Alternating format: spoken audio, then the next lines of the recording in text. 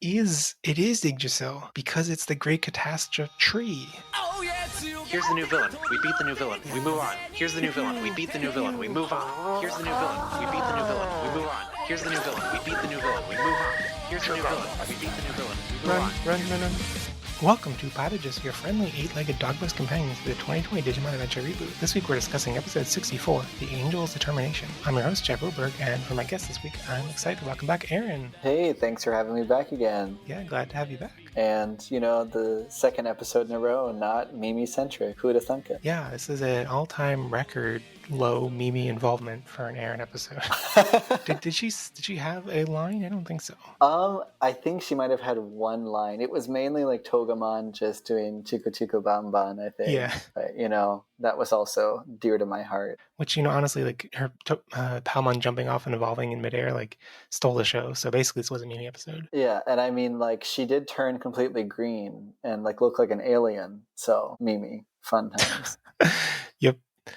So how have you been thinking and feeling about Adventure since you were last on for episode 57? Yeah, so the Shakomon episode made me so sad. My heart was just like, the Cupimon, no. Honestly, that episode, I was like, oh. It was good, but I felt very sad watching it. Oh, I loved that Valkyremon made an appearance. I didn't love that Valkyremon was a silhouette, but Sylphimon supremacy, happy that continued somewhat. Yeah, no, I did find it interesting. I was just like, yeah, Taichi running through a simulation, having to save a little Digimon. Oh boy, he's now, getting hit by green flames. This kind of feels like Sleeping Beauty. But yeah, I guess like I've been okay with it. Let me think. The Koshiro episode, I knew that he was going to do what he did at the end about halfway through. Yeah, I don't know. Is it bad that the others kind of blurred together besides the Shakomon, like, Tears one and, like, Valkyremon cameo? Yeah. No. Yeah, honestly, I in this episode, since it is kind of Takeru and Akari centric, had a moment where I was like, did their crests activate before? And it's like, oh yes, there were episodes devoted to each Oh my one. gosh, yeah, Takeru did push Eldoradamon up that hill. I forgot about that episode. And then, Hikari having her whole fight in the forest episode. And I loved the moment in the Eldoradimon episode where, like, Tucker, like, I don't know, like, I guess his crest activates and he, like, has that really dramatic pose and Serafimon's shadow appears. But, like, I forgot the episode happened. I love that moment, but I forgot it happened in an episode. Yeah, no, I also completely forgot it happened, which makes me sad because Eldoradimon, I liked at the end when he finally got to go up to the Cloud Kingdom, and then it was like, oh, yay, this is nice. But yeah, no, I forgot it happened in retrospect. How did I remember the Koshiro episode more than that one, though? That's the real question. But... yeah, no, this episode, I kind of was sad that we had both of the Angel Digivolutions at once. I would have liked separate episodes, but I guess they want to keep making them pairs, so it's fine. Yeah, I think it was... Well, I guess that's a good transition. Let's reunite in a giant tree at exactly the same moment, even though we all came from different places and very different transportation methods for this week's episode. Only for the tree to explode. Yeah. Episode 64, The Angel's Determination, aka Sudden Deathmon, aka A Matter of Light and Deathmon. And all these puns are just me looking up phrases that involve death. Oh my god. Aka Deathmon by 1,000 paper cuts. And spoiler policy, like always, we'll be talking about everything in the Crunchyroll episode, including the title and preview for next week, or we might spoil anything in towards the end of Adventure 02. But we won't spoil other seasons, and as of the time of this recording, we don't, I think, have any titles or synopses beyond next week, so we can't really spoil that anyway. But yeah, this week on Digimon Adventure, parentheses 2020, square bracket, The Adventure of Taichi, everyone reunites at the tree. And Takeru and Patamon have dreams of Devamon telling them ominous things. Tailmon talks to them about those dreams a little bit. They reunite the tree, Soundbirdmon attack all over the digital world, and then form into a Deathmon who is the rallying cry for the Great Catastrophe, and then attacks them. They all die. They all get shot with a beam. Wargreymon saves them, and then Takeru and Akari, I don't know, do a dramatic pose, and then Seraphimon and Afanimon appear and destroy Deathmon. Mm-hmm. And then Deathmon's like, cool, glad you did that. That was just a warning cry. You're all going to die. So yeah. and then it ends with ominously a white void opening, Mhm. and the crest monolith disappeared. I don't know. There's a lot of stuff going on in this episode. I Yeah. guess just back to the original point. So you didn't like how they combined the angels? I mean, like, I figured they were gonna do it because of how they did Holy Dramon and God Dramon, you know, and because we have a limited number of episodes, but I thought it could have been cooler if we had, you know, separate episodes. But they've got to have another episode so that Omegamon can come back again, because Omegamon is the key to defeating the evil. Yes, Omegamon, which apparently is. I mean, maybe Valkyrieman was using the plural "you," but like definitely seemed like Valkyrieman was like, "It's your power, Taichi. You were the one that created Omegamon." It's like cool. There's not, one other kid involved in that fusion. No, not even Yamato. He No. doesn't count. Nope. And I was kind of hoping maybe in future episodes they'll do something to kind of make sense of the like Ofanimon Omegamon thing in the outro besides it just looking cool. I don't know, maybe they'll do something kind of similar to like the Myotismon, like the warp holy digivolution arrows. stuff with the holy arrows. I mean, they've done that before, but I don't know. I didn't dislike the episode. It was just everything happened. It was like an Avengers movie. Just all showed up at once. I have to say, I think I absolutely despised not the episode, but how Seraphimon and Ophanimon are not spelled consistently. Like these are both, so the official subtitles used Seraphimon with a PH and Ophanimon with an F, Uh-huh. and they both come from Hebrew words which have the same letter in Hebrew. Mhm. So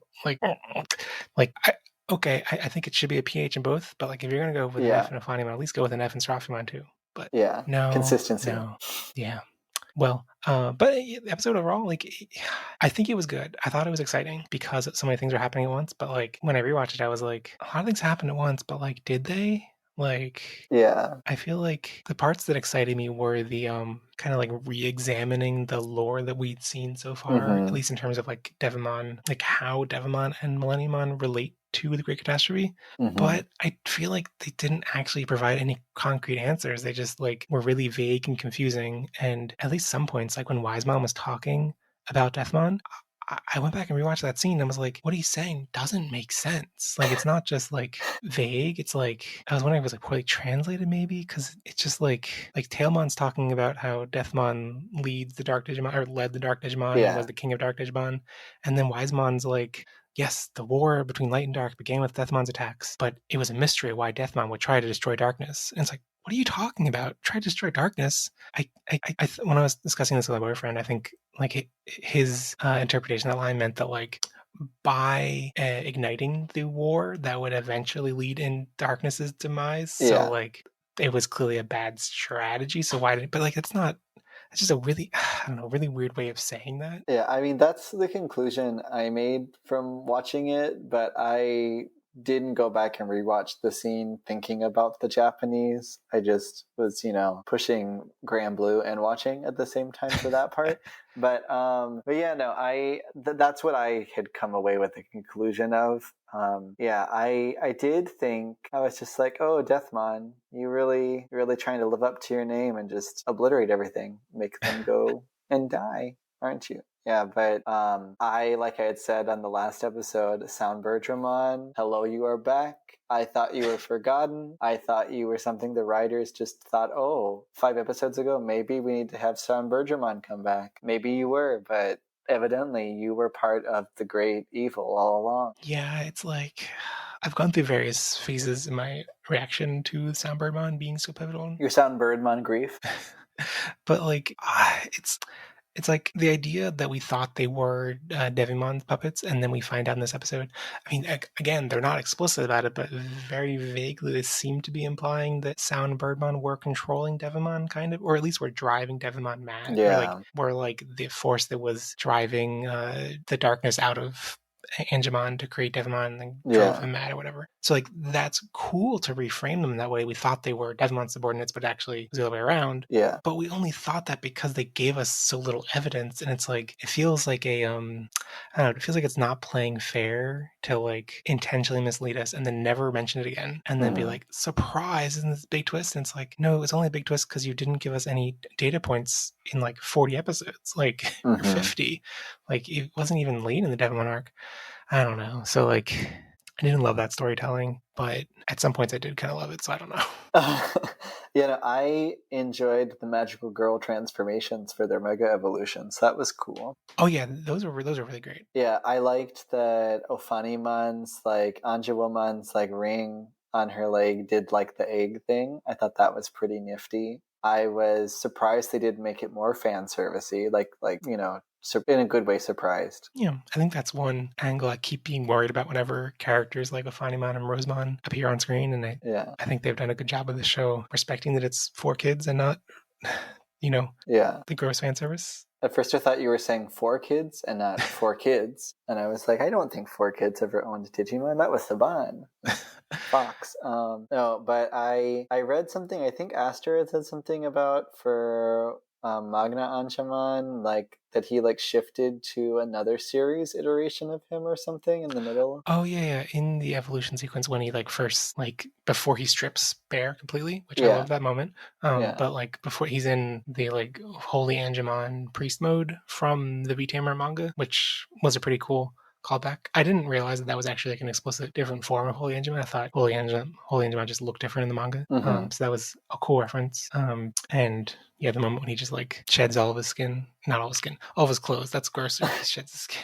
Yeah, I also loved the Digi entry at the end when Patamon just completely takes over and it's just like, look at me and my 10 wings. Yeah. That armor is super heavy. Yeah, that was great. Yeah, I also, speaking of the Soundbird one, I did like how they kind of like showed this warning cry, whatever, happening around the entire digital world. Like, Yeah. I feel like we got a little bit of that with in the Millenniumon fight. Like we saw some of like I guess all the Digimon we checked in with had centralized on Eldoradimon, but it felt kind of contrived. They were just checking in on Eldoradimon at the time. So this feels cool. Like we checked in on like all Digimon they run across and like make it sets up the stakes pretty well for this being a global catastrophe. I mean, we had Leomon's battle cry, so that was essential. I cannot unhear Rackham from Grand Blue Fantasy as Leomon every time I hear him now. Because I never heard him in Japanese until after I already played Grand Blue, and so then I was just like, oh, hello. Oh, something weird about the way they talk about the Great Catastrophe is, I'm trying to think when this came up, but I guess I'm just so confused about the, like I think in broad strokes, what they were trying to tell us about the, like, quote-unquote lore of this episode was that there have been these battles between light and dark, like the Holy Digimon and the Ancient Warriors fighting against Millenniumon and fighting against, in the past, and then in the recent era, fighting against Devimon, fighting against Millenniumon. Those are both light versus dark wars. And that in addition to that, there's a third party, which is the Great Catastrophe, that is just complete destruction. Yeah. But like, I feel like what they described to get to that impression in the end didn't. I was very, very confused because of the like, the fact that like I always thought the Ancient War was like the Holy Digimon and the Ancient Warriors against Millenniumon. Yeah. But in this episode, they said like, oh no, Millenniumon was created in the middle of that war. And it's like, what? So like Deathmon started the war and then Millenniumon was created in the middle of it? I mean, maybe the writers thought, you know who has a great idea about plot? Riverdale. Let's take a note from the Riverdale writers and let's start writing the plot in the middle of the season and see where it goes. No, but I agree. I also was kind of confused with that.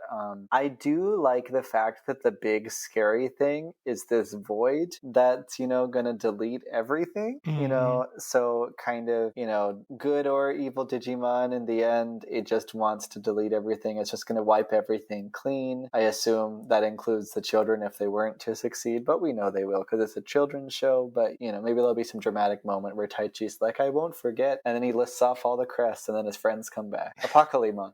Anyway. Yeah. Wait, the way you framed it there, that's an idea I hadn't entertained before, which is that like instead of like in the original show, all the kids individually remember each of their own individual crests. But in this version, it might just be Taichi remembering everyone else's crests and like just be about Taichi. Because Taichi, you have the power. That might happen. Yeah, no, but regardless, I'm hopeful for where it's gonna go. I just, as like you said, I also am kind of confused on the time frame and what actually happened in this ancient war. So, like, how many episodes do we have left? Like 7? Who knows? I mean, we have at least, wait, so we're on 64. There are Yeah. at least 3 more There are at least because 3 more? Okay. they've revealed a calendar that shows episodes at least for 3 more weeks. The initial thing that everyone was citing based on like a vague leak that was Yeah. clearly outdated was 66. So Okay. that's clearly not correct, and there was never much strong evidence for that. Yeah, I don't know why I was thinking 71. I got that number out of nowhere, I think but you may have gotten that from Aster because I know Aster has been doing a bunch of math about the batch sizes of the DVDs, oh, and that okay. like there've been 12 per DVD, so like it didn't really make Uh, sense how like so that means that like, there was a DVD that ended on 60, and it's like yeah. there wouldn't just be a DVD of just 6 more episodes. So like Yeah. I think Aster has been thinking that like there's either another 12 for 72 or like maybe 11 for 71. Or there will be a DVD with 6 episodes. But wait, it's got the entire Digimon Tri movie collection on the last disc as well. Oh, that'd be a Yeah. curse. That's a great catastrophe. Is Try coming in? Oh my gosh. It's Meikumon. Meikumon is actually Negamon. But no, I am hoping that in the last, we'll say 3 to question mark episodes, they're able to kind of tie it together. But I mean, we did have that really epic fight with Millenniumon that was like, what, I guess 2 episodes total. It was like the setup for it, and then it was the fight. Yeah, that's what kind of confuses me. Is I feel like given that history, I feel like I was totally prepared for there to be like maybe 2 episodes left of this, and that's it. But the Yeah. fact there's going to be 3 plus, maybe up to 8, 7 or 8, Yeah. like that's just I don't know what they would do for 7 or 8 episodes. Yeah, my guess would it would be somewhere in between. So maybe like 4 or 5, because I really don't think at the rate that they've been going, and now all of them have their megas. The only thing left is to bring back Omegamon or like give Omegamon another form. Yeah, like they've laid the groundwork for Omegamon Alter S. Yeah, like I really don't see much more in the plot because they've already shown the big baddies like Shadow. So what are they going to have like 3 exposition episodes of them just running around while the digital world falls apart? Like I don't know what else they can do. I mean, I guess the Millennium fight was kind of like all in one big, huge spectacle of an episode, but Yeah. the Devimon stuff was like there was one episode of them fighting Devimon, one episode of them fighting Neo Devimon, and one episode of them fighting Dan Devimon. So like it could be that structure. I mean, if it's a JRPG, you need to have the 5 forms of the final boss. Yeah, exactly. They need to randomly turn into an airship midway through battle. And as Aster repeatedly says, Digimon is just Shin Megami Tensei. So they need the final form of the boss. But yeah, I don't know. Some parts of the lore in this actual episode I thought were great. Like Tailmon speculating on Devimon's warning or whatever that was. I don't know if it was actually a warning, but like Devimon's ominous message. That was great content. I loved seeing Tailmon like not in her element, but like playing the role that actually makes sense for her, being this Digimon that like has all these memories and like past knowledge and stuff. Yeah. But yeah, I don't know.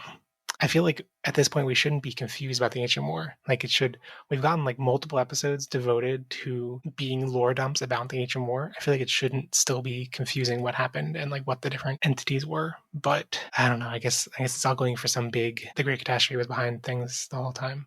Oh, and I remember the thing that I found weird about the great catastrophe was that so in Japanese when they see great catastrophe they're saying Kyodai na Hametsu. Yeah. And there were times when I think it was Tailmon talking about Devimon when they said that like he was driven towards saying that Devimon's focus on evolution led to destruction, but the word she used for destruction there was Hametsu. So I was like, okay, so they're like it doesn't quite make sense to me that they're framing it as like previously it was light versus dark and now it's catastrophe, because like they're linking Devimon with the catastrophe. Like I don't know.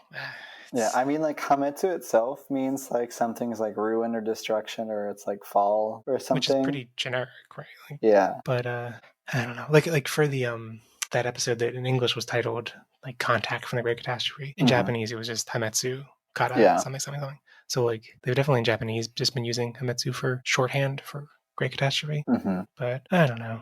The other thing I thought was pretty strange was I guess they're just not going to explicitly name the crests. Like we got the scene of Wisemon listing off the attribute. Wait, no, was it Wisemon? It was Wisemon, right? Yeah. Yeah, like listing off the names of the crests. But like there was a montage of the kids as he was doing it and they didn't line up exactly. And I was like, I thought maybe they didn't line up because the subtitles weren't timed exactly, but no, in Japanese they didn't line up with the characters either. Like I think Love was like, oh wait, I think Love was one of the last ones, but it wasn't shown with Sora, and like, Yeah. so I don't know. I want to know where the Cress teleported to. Like, did they find a safe space? Did they get devoured?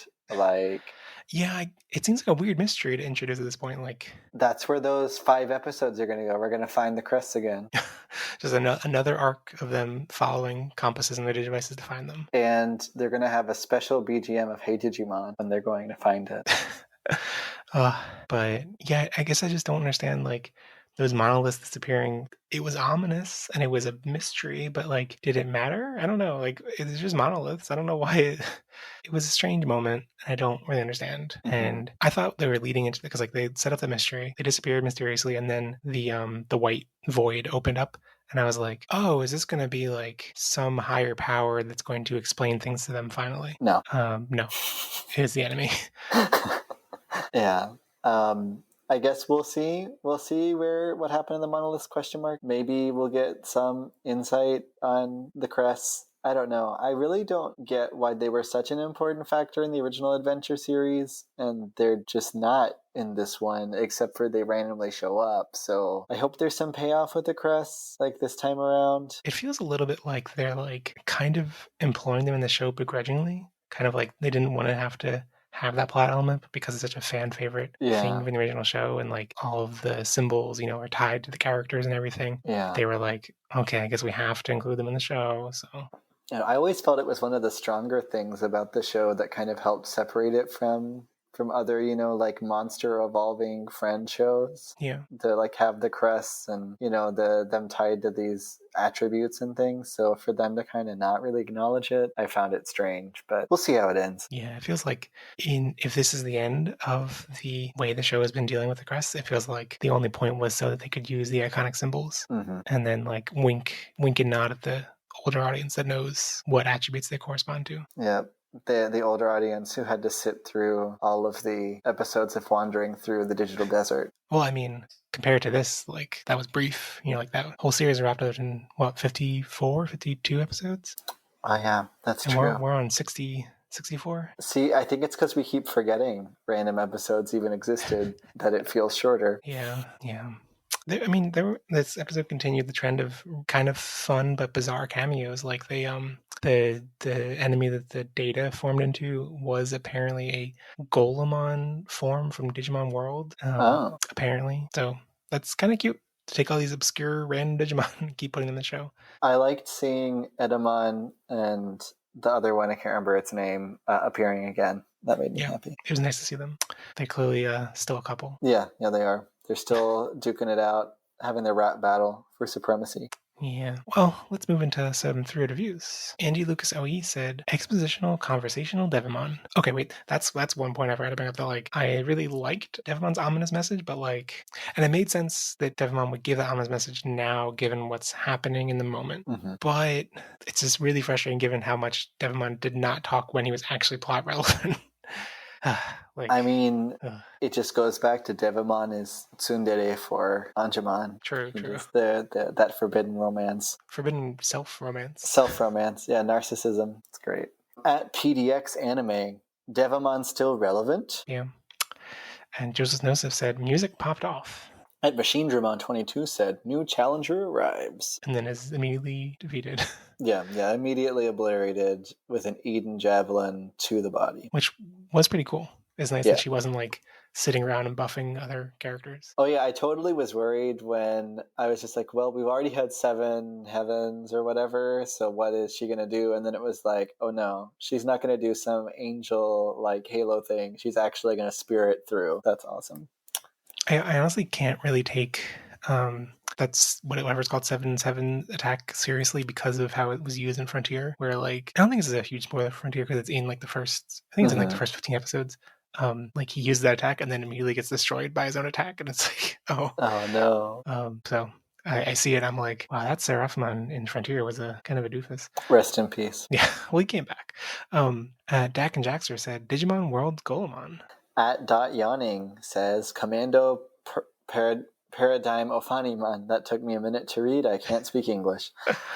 When I see Paradigm, I just think of in Final Fantasy 13, the Paradigm Shift system. Yeah, Which... that's a trigger. Thanks for that game that I stopped playing for months and then picked up to only stop playing again. That fits. Most of my affection for the game now comes from the city of Final Fantasy Opera Omnia mobile game, yeah. not from the actual Final Fantasy 13. So, but yeah, Bored Individual said Seraphimon's underwhelming attack. Yeah, especially compared to the Eden's Javelin, whatever it's called. Like, that was much more impressive. At Translation Mon, that booty though. Oh, I should provide some context for this. I'll have a link in the show notes to the. I totally did not notice this watching the episode, but when Algamon is observing everyone from his like ominous, I don't know, blue realm with a big orb that has, I guess, dots of all the Soundbirdmon in that pose, like it's not like Agumon is not drawn very big, but like the animators drew like a very defined and definitive butt crack. I didn't see that. And it's a very juicy booty. You know, it's a shame because I'm the person who spent an extra $4 to get the humanoid Algamon card for my green deck, and I wouldn't notice that in the episode. For shame. Yeah, you need to search harder for booties. Oh my god. And then also, Sinobali, excellent Digimon fan artist, saw Translationmon's post and animated it into this like horrifying GIF that just like the booty shaking endlessly. It's horrifying and also mesmerizing. Okay, let me see. Oh my goodness, that is actually very well defined. that GIF is traumatizing. Oh my goodness. That GIF like can scar some children. But what if the Digimon had a booty? Great. Oh yeah, I guess on that note, Mugenjimon22 said, "Dat booty booty." I mean, we got the double booty there. Yeah. I don't know if it's NNN or triple N _ podcast says, standing there menacingly. And John Villain 25 said, "Worth the wait." Yeah, I guess looping back to your point about like the two angels being lumped together. Also, why is my computer spinning up and making loud noises? Just because I viewed the Algamon butt too much? Yeah, you saw the forbidden booty. It's like the CPU is like, this butt is too much for me to handle. Yeah. But yeah, like combining the two evolutions, I guess I would rather the evolutions be combined and Takeru and Akari have gotten separate episodes about their actual like character development. Yeah. So I guess I'm happier with that than if they hadn't gotten separate character development episodes. Mm-hmm. It still has the general problem of the show's relationship with character development in that they didn't really develop much. They just kind of existed. Do you think if the Digimon Adventure cast, like, if we had a cast like Tamers, or we had a cast that was like, let's say 3 or 4 kids instead of 8, that they would feel far more developed? Do you think it's just resources? If we have 8 children, how do we possibly develop them all? Yeah, I think it's a mix of both things. That like, yeah, I think it certainly doesn't help things that there's too many of them to develop. But like, even when they've focused things down and like had an episode all about one character, like the Taichi episode last week, like I feel like that's the perfect opportunity. They could have developed his character a lot, and it just didn't.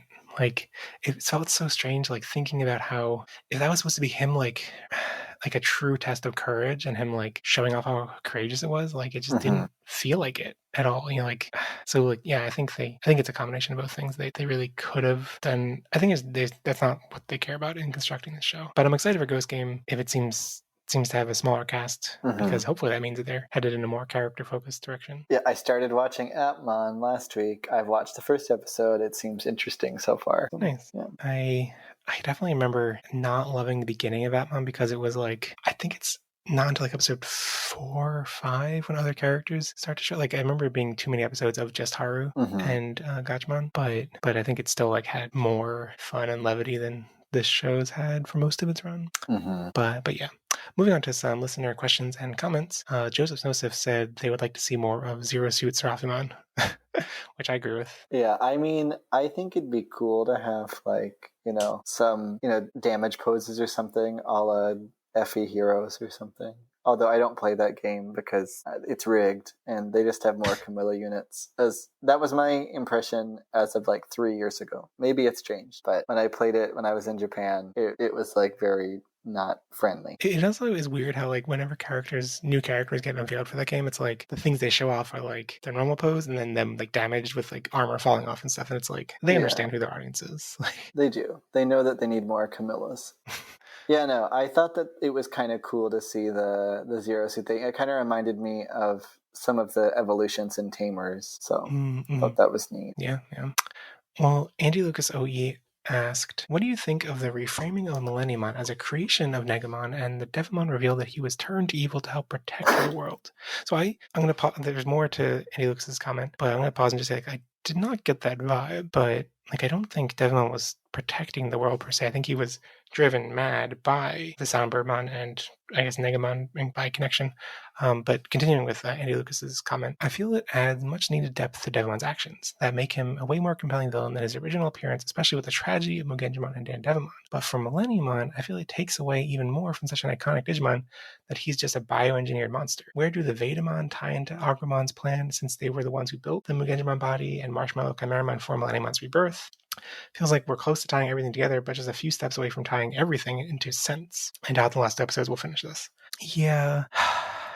I feel like for both of them, it's like, or Devimon is just so bizarre to like have the actual fight against Devimon feel like there's no character to him, and then later be like, oh, but he had character and he had motivation. There was like it's satisfying now, but I'm like, why didn't you just make him compelling back then when we were actually fighting him? Yeah, I feel like kind of adding it in after the fact is kind of like, well, darn, you could have had this earlier. I guess, if they're wanting to have you feel in the moment like, defeat Devimon, then being like, he has some other things going on, you might have felt a little less like gung-ho about finish him, but I feel like they also I kind of wonder if they shot themselves in the foot with introducing Takaru and Patamon/Angemon so late, because I get how at that point Angemon was very new, Takaru was very new, so it would have kind of landed flat if there was this big connection between the two of them when we were just meeting Takaru at the time. But in that case, I mean, they could have introduced Takaru from the beginning, like in the original show. So I don't know. And yeah, Millenniumon's rebirth, I don't know. There's also this Deathmon being reborn. Is it supposed to be the same Deathmon with the same agency and memories, or was it just the Soundbirdmon forming into a Deathmon because that's the ceremonial way that you start a battle? I don't know. I thought it was them just forming into Deathmon to signify the beginning of the end. I didn't see it as being the same one. But yeah, I think that's the reading that makes the most sense to me if we're actually supposed to believe Tailmon's claim that Deathmon originally was some king of Dark Digimon. But I feel like the show did not make that clear. So I'm like, should we have to read between the lines to come away from that? I don't know. Yeah. I also am kind of curious, Andy had pointed out about the where did the Vedamon tie in and all this other stuff, if we've got this, questionable thing going on about Millenniumon was created and all this other stuff. Yeah, there's a lot of loose ends. Yeah, and you could explain everything by being like, oh, the Vedamon were controlled by Soundbirdmon. But that makes it even more egregious that we didn't see Soundbirdmon for 50 episodes, whatever, because then it's it's not like a plot twist to hide them, be like, oh, they were there the whole time, and it's yeah, because you went out of your way to show them. I don't know. Feels like it's not playing fair. Yeah. But Machine German 22 said, Negamon reminds me of a Nomu with his design. Will it be similar to Pokemon when they said he was made of all the discarded data of the dead Digimon? I could see him using attacks from defeated Digimon in the same way a Pokemon does. Thinking about this more, hasn't every big bad from the adventure properties been a Digimon made of pieces from the past? They mention Pokemon Malmyotismon, Wendigomon, Mekumon, the things from Kizuna, which I probably shouldn't spoil.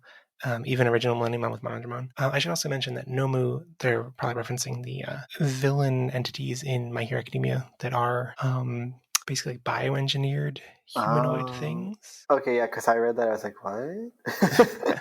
I think I think the Japanese actually is brain and nothing. Oh, okay. Yeah, Nomu. Yeah, no is in brain and then mu is in nothingness. Yeah. Yeah. So I didn't get that vibe from the Negamon design, which I guess hasn't actually been unveiled in the show yet, but from the V-Jump leaks that people have seen, I got more Sin Final Fantasy X vibes, but especially with the form, the little bug form we've seen so far, and I was like, that's looks like Yevon. It's very, very strong vibes, and even the I remember back in the Millenniumon fight when they were when they reached Faga, which is still confusing why it was called that, but when they reached a place they kept calling Faga, it was this big open field that I guess was called that because that's where they fought before, and like there being this big open green field that is open and green because of a big battle was fought there. I was like getting some strong Final Fantasy X vibes from this. So interesting that there are even more connections. But yeah, I think it is an interesting connection to notice that a lot of the villains in the adventure properties have been like Digimon that are kind of like looking back at the past. Yeah, it's kind of like a nice little recap of, oh, hey, this is the past, 20, 30, 40 episodes or whatever. But it kind of makes me wonder if like, is there this trend with adventure villains because adventure the season itself was so popular, so then like every like sequel or movie or whatever that's come after it has been looking back because it's like that was the heyday of Digimon kind of. I mean, there's that possibility, but I don't know. It could just be a storytelling thing they really enjoy doing with it as well. Yeah, because I think there are also like other. You can make the same observation about other Digimon seasons, like Lucemon and Frontier is, a villain from the past and stuff like that. So Frontier has a lot of like talking about things from the past, and Tamers, like the D Reaper comes from the past, and so I think it's you could make that. I think it's just a common storytelling technique, but yeah. PDX Anime said, so the Crest did what exactly? I feel like I might have missed something between the couple of lore dumps and flashbacks. But now that Negamon is seemingly resurrected, I doubt they will ever be properly explained. Thanks for nothing, Wise Assmon. That's a good name for him. Yeah, I mean, I think like we addressed this before in our discussion, but yeah, no, I don't know if we're gonna get anything more about the crests. Maybe they disappeared because they decided we can't explain them. We've just done all we can. They're gone. Yeah, they got you got them. They were a limited time exclusive. They're like the Super Mario All Stars collection for the Nintendo eShop. It's gone. Think about this for a second. What if the crest disappeared and they're going to be explained as they went to the universe with the original adventure, and that's why the crests were hidden everywhere? Because they warped to an alternate timeline where they were more needed. There was something when when they first introduced the crests in this show, they said that they were from like an ancient world or something. Yeah. So, because I remember thinking everyone's like, oh, is that like the original version of the digital world from the original show? And maybe they time traveled back to that ancient. I don't know. The ancient world of 1999. Yeah.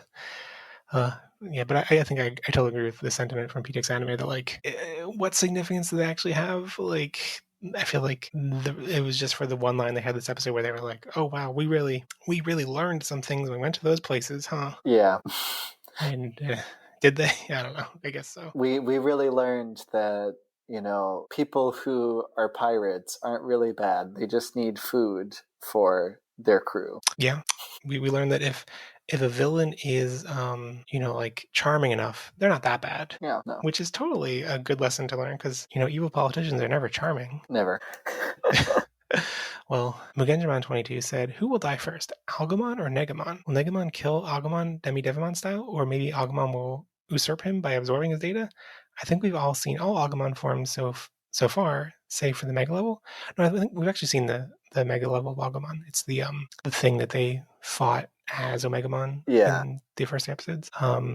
So, and I think I'm only so clear on that because of the card game. But yeah. So like for me, at first, after the initial the last episode I was on for the humanoid Algamon one, I was like, is Algamon maybe not bad? And then this episode, booty. This episode, I'm still confused. But then the preview for next episode, I'm like, so is he bad? I don't know anymore. I don't know what Algamon's motivations are in this. I'm just confused. Yeah, I feel like given how ominous, because this I guess is really the first main appearance since that episode, and I was hoping they were going to keep that through line of like a vague like is he not actually evil kind of thing, and I feel like they didn't. Well, okay, I say they didn't because he's very ominous in this episode, but I guess they're drawing a distinction between evil/darkness and whatever this third entity is, which is complete destruction and nothingness. Yeah. So I guess it's like I could see them pulling out something later that's like, oh, Algamon or whatever the Greek catastrophe was doing this because evil had run amok, so they had to delete all the evil. This is what they had to do to like clean the digital world. In order to delete the evil, they also had to delete the good. It's Yggdrasil all over again. Oh no, not Yggdrasil. I finally cracked your code. I realized that I've been brought back for the second Algamon episode. Oh no. It all makes sense. Well, you said you like green themed Digimon decks. I so do. They I moved do. over from Mimi to Algamon. Yeah, and I mean, like, in my Mimi Refleximon deck, I have Algamon, so everything's makes sense. It was all destined that way. It was digidestined. I realized it is Yggdrasil because it's the Great Catastrophe tree. Oh my god. How dare you? I mean, also, there's a distinct possibility because Algamon is very, like plant themed. Yeah, I can just see. I mean, the only way they could make it better is if out of the void we got a cameo from Digimon Cyber Sleuth characters. Then I would forgive it. Yeah. If they have to bring Yggdrasil back. Cyber Sleuth really was the best incarnation of the Royal Knights. Actually gave them character. Yes. That was great.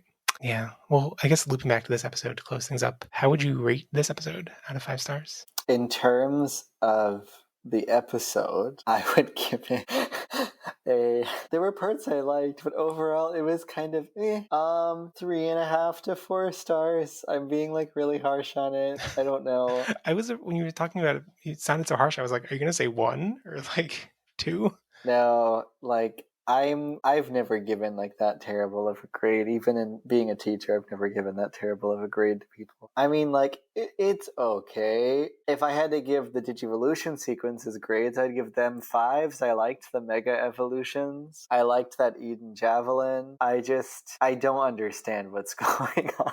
So that's why it's 3.5 out of 5. I don't think it's only because I multitasked and watched this episode a little bit. I mean, I went back and rewatched it, with an attentive eye and writing down notes, and I still came away more confused. So I don't think you're alone there. To be fair, I understand Japanese, so even when I'm not looking at the screen, I know what they're saying. But I don't know. I would give it a 3.5 out of 5. It also had a very large lack of Mimi, so True. Well, because Mimi is Algamon, so Mimi is not Algamon. Mimi is not Algamon. Mimi might be a green alien, but Mimi is not Algamon. But yeah, I think I'd give it. Well, now you seem to think that 3.5 stars is so negative because I'm going to give it 4 stars, which I thought it was a very positive rating for the episode. Basically, that I have a lot to complain about, and I'm frustrated with how they I'm frustrated trying to make sense of the actual lore that was introduced. Yeah. But I feel it just felt much more impactful than a lot of episodes felt for a long time. I feel I was actually excited by the information that was unveiled. I was excited by the developments, excited by the evolutions. There were a lot of things that excited me about it, and I feel a lot of even some decent episodes in this show's run, I come away from it, I'm oh, that just felt hollow or empty. And this one is still hollow or empty from a character perspective, but from a I feel like a kid again, excited to watch Digimon's perspective. It gave me things to be excited about. So, in defense of my feeling 3.5 stars was a low rating, I mean, being raised on the American education system where 100 is what you're expecting to get, and if you get an 89, then you're garbage. Yeah, I mean, a 3.5 out of 5 would be garbage in that rating. Yeah, 3.5 out of 5 would be what, a 70%? Would be a C on the test. So yeah, no, that wouldn't be a good one. You need to get at least a 93 to get an A.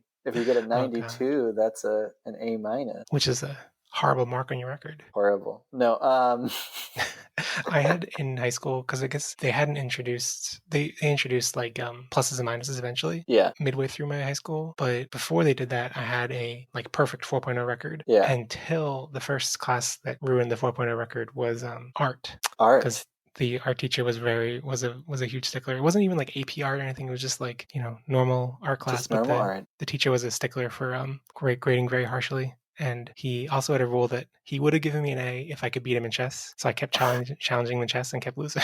Oh no. Yeah, I had a 3.987 GPA in college, and I got it from one class being an A minus. Oh wow. Yeah. I mean, I basically, once I got that B in art, I just was screw it. Nothing matters anymore. I mean, at the end of the day, nothing does matter because you go and interview for jobs, and they're not like, I see here you had a 3.987. What does that say about you?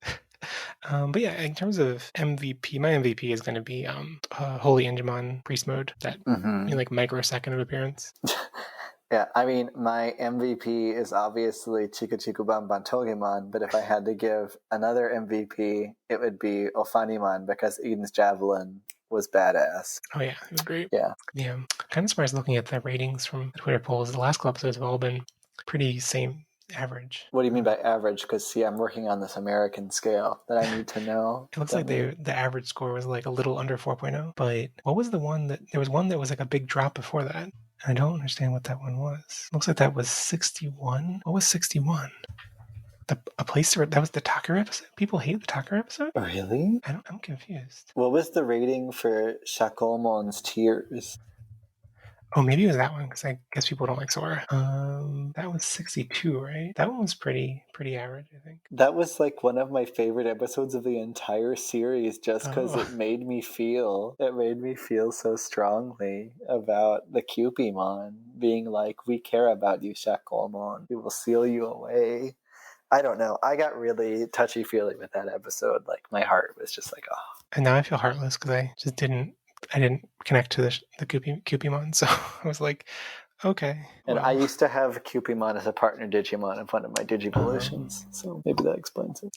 So I think, yeah, it looks like people liked that episode a decent amount. It seems like a lot of people liked the Crest of Courage more, which I don't really understand. But it seems like the one that people really didn't like was that the Dakaru pushing up other Animon, which I guess makes sense because it was like an entire episode of like, you know, like it not working and it was obvious it wasn't going to work, and then Graphimon's just being like, oh, you need someone who controls gravity? Oh, okay. Yeah, okay. Maybe this one here that controls gravity can help you control Maybe this gravity. one with gravity in his name, but yeah. Well, I mean, next week is episode 65, The Great Catastrophe Negamon, and the true form of Great Catastrophe is revealed through Algomon's words. It's a weird way of describing things. It's going to be another rap battle. Oh, no. Oh, yeah. I mean, it looks... I'm excited for this white space. Like, it seems derivative of the Apocalypse climax from the original show. Yeah, But yeah. I think it could be kind of cool, though. yeah, it looks a little bit different and interesting. Just the concept of like the Great Catastrophe being just raw deletion is interesting, but also Negamon is a giant whale, so I don't know. Yeah, I was kind of confused by that. I didn't know if he was supposed to be like a fireball or a whale or what he was, but he's interesting. But maybe it's probably gonna have multiple different forms and stuff. Yeah. So I don't know. I'm intrigued, but also like trying not to get my hopes up too much. Yeah. So before we close out the show, do you want to recommend a piece of non-Digimon media? I mean, the only thing to recommend, there are two music things I was going to recommend. One is stream Good Ones by Charlie XCX. That came out recently. Very quality. Other one, obviously, the Chromatica Remix album came out last week. If you don't like remix albums, you probably won't like it. If you do like remix albums, you might like it. If you liked Chromatica and have an open mind, it's Green Dex, Lilymon, full circle. Yeah. I guess I only realized just now that I don't think I've heard any of Chromatica, let alone the remix album. The only Chromatica I've consumed has been the like gay obligation to get the Chromatica Oreos. I mean, did you try those Chromatic Oreos? I loved them. They were great. They tasted just like vanilla Oreos. I mean, vanilla Oreos with pure sugar. Like, yeah. What else do you need? And they were green. Again, green and pink. Yeah. Lilymon, Anjouamon supremacy. Yeah, Algamon is actually going to be Lady Gaga. I wouldn't doubt it at this point. I will recommend... So 2 weeks ago, I recommended the Ace Attorney anime as a way to catch up if you have previously played the games. And since then, I played the final trial that's not in the final trial from the first game that's not in the anime. I played that on the iOS port that I thought looked good 8 years ago, and I think it also like ages particularly poorly on modern iPhones. I think it looked better back in the day on older iPhones. But suffice to say, I've started Ace Attorney 2, Justice for All, on the Switch port. And oh my god, the Switch port, so that's what I'm recommending, is the Switch port of Ace Attorney 1 to 3. And it looks so good. I mean, I guess some people might like the original DS sprites better, but like it's like really crisp HD artwork that, you know, looks like full anime art style. And just like the UI, I'm enjoying reading and playing it so much more because the UI is so much slicker. And like if you present the wrong item to someone and they do their like lengthy like, I don't know anything about that. You should only present things to me that I know about. Like, and like playing that on the iOS version, it was like, okay, I have to like sit through this long dialogue each time. It's like, oh my god, I'm sorry, I said the wrong item. Oh jeez. But in the Switch version, you can like hold B to skip through those things really quickly, and like, just everything about it feels so much nicer. I'm loving it. That's nice. Yeah, I have the 1, 2, 3 collection on Japanese Nintendo 3DS, but it has the language change option. But I was midway through playing it in French, and so I'm debating on just restarting it in English. Long story, I got the Ace Attorney game initially when I was in France on study abroad 10 years ago, because when I was in France I was just buying Japanese things in French. But yeah, no, I also got the new Ace Attorney game, but I've yet to play it because everyone tells me the first trial is just so long. So yeah. Well, that's a good thing about being my expectations being set by that that trial, the final trial from the first game, because it's like pretty sure that one is the longest in the entire series. So now I'm like, everything's so short now.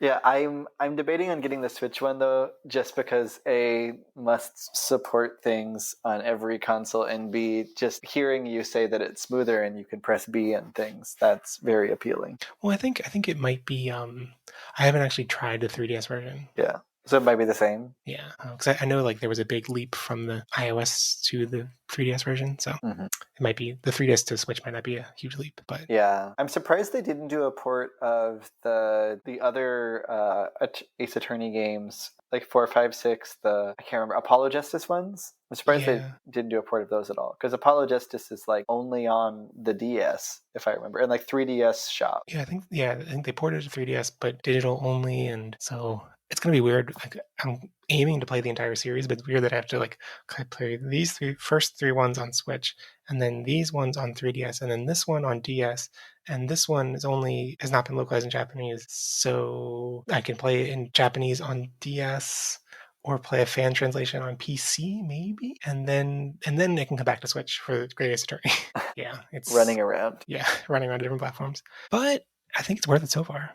Well, I think that brings us to the end of the show. Last week's Digiprompt was, what Digimon character would you want to follow in solo adventure for an entire episode? And there are a lot of really great responses to this one. You check out the tweet to see all the great responses, but my favorite one came in from @QB no Yoko, and they said, Agumon's adventure while Tai snoozes. Maybe he joins an Ogremon gang or opens a bank. Oh my god. I would love to see that. So this week's Digiprompt is in honor of Holy Angemon's Priest Mode cameo. What cameo do you wish would appear in the middle of an animated evolution sequence? So send any feedback to podages@gmail.com, to @podages on Twitter, or in the episode comments on podages.com. Check out the show notes to find a link to join our Discord server, and share the podcast with your friends who ghosted you 40 episodes ago, but still show up randomly to drop information they really should have mentioned way back then. And if this is your first episode, you can find us on YouTube, Spotify, or wherever else you find podcasts. So Aaron, thank you so much for coming back on the show. It's been great. Yeah, thanks for having me again. I'm always glad to be on here and chat Digimon, and hopefully if you do another podcast, if a future season or another series or something seems appealing, I can join you for that as well. Yeah, but it does have to be green themed apparently. Yeah, it does have to be green or plant or harpy. Yeah, get your pick. So if people want to check you out on the internet, where can they find you? You can find me on Twitter @ZephyrKaze. ZephyrKaze. Yes, Zephyr spelled with a PH, not an F, like a Not an F, yeah. But yeah, and I am definitely Jeff on Twitter, and you can also check out my general anime podcast a little bit, which is not an episode in a while because I'm building up more and more debt because we keep recording, but I'm behind on lots of podcast editing. But there will be episodes eventually. But yeah, thank you everyone for listening, and I'll be back next week to talk about episode 65, Great Catastrophe Digimon. Bye. Later. And remember, never stop digivolving.